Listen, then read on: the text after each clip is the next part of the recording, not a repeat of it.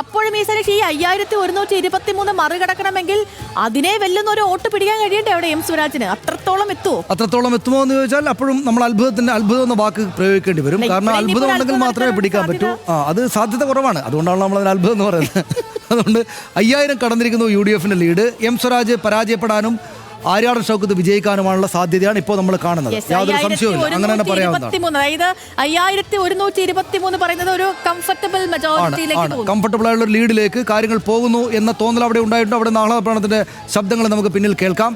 എനിക്ക് തോന്നുന്നു ഈ ഘട്ടത്തിലൊക്കെ നേതാക്കളുടെ പ്രതികരണങ്ങളൊക്കെ വരേണ്ടതാണ്. ഒരുപക്ഷെ പോത്തുകല്ലിൽ ബലാബലമായും LDFന് തിരിച്ചടി എന്നാണ് വരുന്നത്.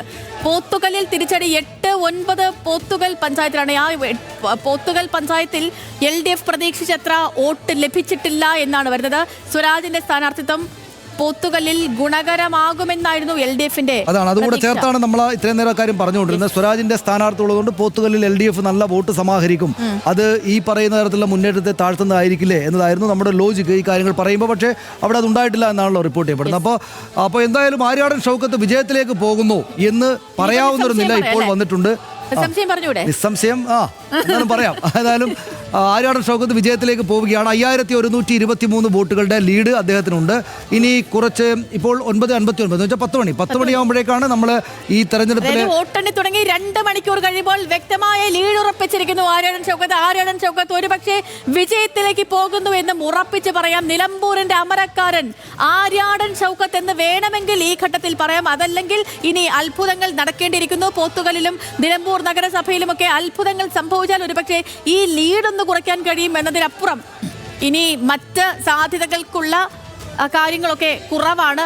വ്യക്തമായ ഒരു ഭൂരിപക്ഷം അവിടെ ഉറപ്പിച്ചിരിക്കുന്നു. ആര്യാടൻ ഷൗക്കത്ത്, ആര്യാടൻ മുഹമ്മദിന്റെ മകൻ ആര്യാടൻ 5123 വോട്ടുകൾക്കാണ് അവിടെ നിലമ്പൂരിൽ ലീഡ് ചെയ്യുന്നത്.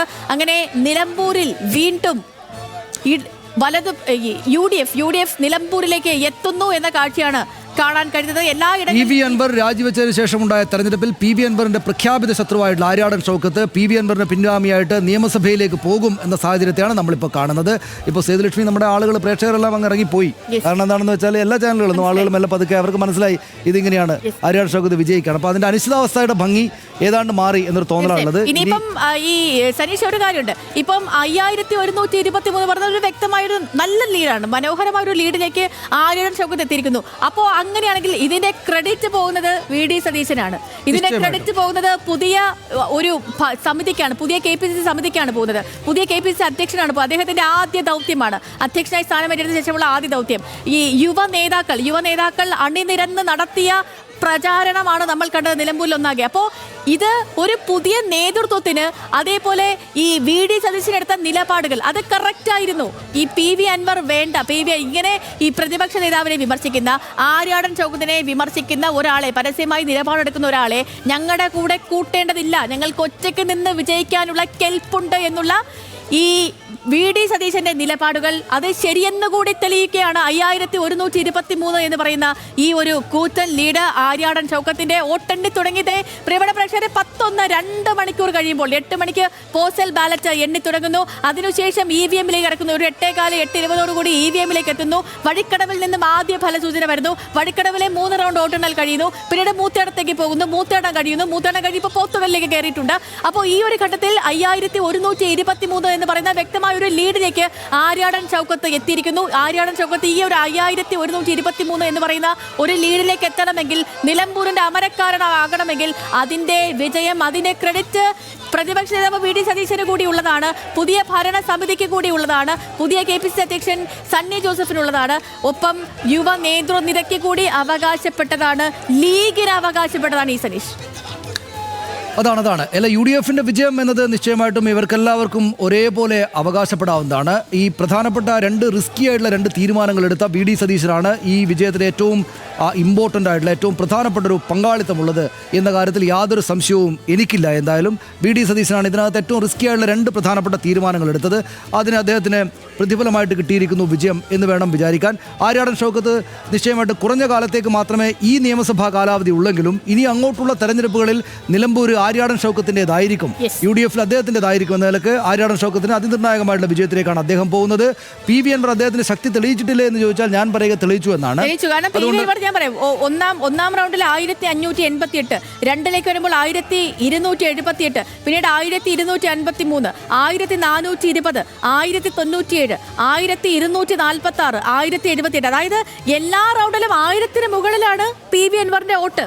PV അൻവർ പിടിച്ചിരിക്കുന്നത്. PV അൻവർ ഫാക്ടറാണ്. അതെ, അതാണ് അത്. ആ നിലക്ക് തന്നെ എനിക്ക് തോന്നുന്നു ഇപ്പോൾ ഈ നമ്പർ ഒന്ന് സ്റ്റാറ്റിക്കായ സ്ഥിതിക്ക് കുറച്ച് വിഷ്വൽസ് ഒക്കെ കൊടുക്കാവുന്നതാണെന്നാണ് എനിക്ക് തോന്നുന്നത്. അവിടെ ആഹ്ലാദപ്രകടനം കാണുന്നതിൻ്റെ ശബ്ദം കേൾക്കുമ്പോൾ എനിക്ക് തന്നെ അത് കാണാൻ തോന്നുന്നുണ്ട്, പക്ഷെ അത് ഫ്രെയിമിലേക്ക് വരുന്നില്ല എന്നത് എനിക്ക് തോന്നുന്നു. അവിടെ നോക്കൂ, നമുക്ക് ശബ്ദം കേൾക്കാം കേട്ടോ. വലിയ ആവേശമാണ് UDF പ്രവർത്തകർക്ക്. ആ ആവേശം എനിക്ക് കാണാൻ തോന്നുന്നുണ്ട്. അത് ഭയങ്കര ഗംഭീരമായിട്ടാണ്. അവർ നമ്മൾ നേരത്തെ സംശയം വെച്ചപ്പോൾ പോലും UDFന്റെ പ്രവർത്തകർ ആ സംശയം വെച്ചില്ല എന്നത് കാണേണ്ടതാണ്. ഈ മുദ്രാവാക്യം വിളി പശ്ചാത്തലത്തിൽ ഈ സ്ക്രീനിന്റെ പിന്നിൽ നിന്ന് കേൾക്കുമ്പോൾ എനിക്കത് കാണാൻ അത്യധികമായിട്ടുള്ള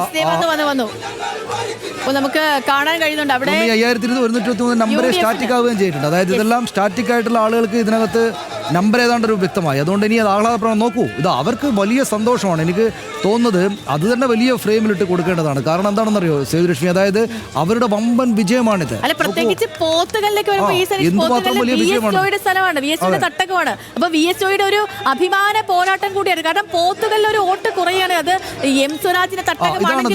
ഇതാണ് അതിന്റെ കാര്യം. ഇങ്ങനെയാണ്. അതായത് ഇതാ നോക്കൂ, ആര്യാടൻ ഷൗക്കത്ത് വിജയത്തിലേക്ക് പോകുന്നു എന്ന് ഏതാണ്ട് ഉറപ്പിച്ചിരിക്കുന്ന സമയത്ത് അവിടെ നിലമ്പൂരിലെ ആവേശം നോക്കൂ. സ്ക്രീനിൽ അത് കാണൂ. അത് ആളുകൾ ആഹ്ലാദ പ്രകടനവുമായിട്ട് പുറത്തേക്ക് ഇറങ്ങിയിരിക്കുകയാണ്. 5123 വോട്ടിന് മുന്നിട്ട് നിൽക്കുകയാണ് ആര്യാടൻ ഷൗക്കത്ത്. VD സതീശന്റെയും മുസ്ലിം ലീഗിന്റെയും ആര്യാടൻ ഷൗക്കത്തിന്റെയും അവിടെ പ്രവർത്തിച്ച ഓരോ UDF അണിയുടെയും ആഹ്ലാദാരവങ്ങളാണ് കാണുന്നത്, കേൾക്കുന്നത്. അതിന്റെ പ്രതിഫലനമാണ് നമ്മൾ കാണുന്നത്. അവിടെ അവരുടെ വിജയമാണ്. അവർ വിജയത്തിലേക്ക് പോവുകയാണ്. കാര്യത്തിൽ സംശയിക്കേണ്ടതില്ല എന്ന നിലയിലേക്ക് ഏതാണ്ട് രാഷ്ട്രീയ ശ്രദ്ധിക്കുന്ന ആളുകളെല്ലാം എത്തിച്ചേർന്നിട്ടുണ്ട്. ഇനി സ്വരാജ് മുന്നിട്ട് വരണമെങ്കിൽ വലിയ അത്ഭുതങ്ങൾ സംഭവിക്കണം എന്നാണ് നമ്മൾ കാണുന്നത്. ഇനി മുന്നിലേക്ക് വരണമെങ്കിൽ വലിയ അത്ഭുതങ്ങൾ സംഭവിക്കാൻ സാധ്യത കുറവാണ്. ഇനിയിപ്പോ അതിനകത്ത് സേതുലക്ഷ്മി ഒരു പ്രധാനപ്പെട്ട കാര്യമുള്ളത് 5123 എന്ന ഇപ്പോൾ നമ്മൾ കാണുന്ന ലീഡ് നില എത്ര വരെ ഉയരും എന്നതാണ് നമ്മൾ അറിയാനുള്ളത്. എത്ര വരെ